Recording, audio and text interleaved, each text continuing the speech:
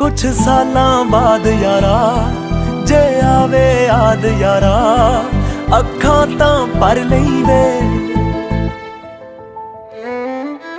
आपां वक हो जाना ए गल पक्की ए, बस सब्र जा कर लई वे।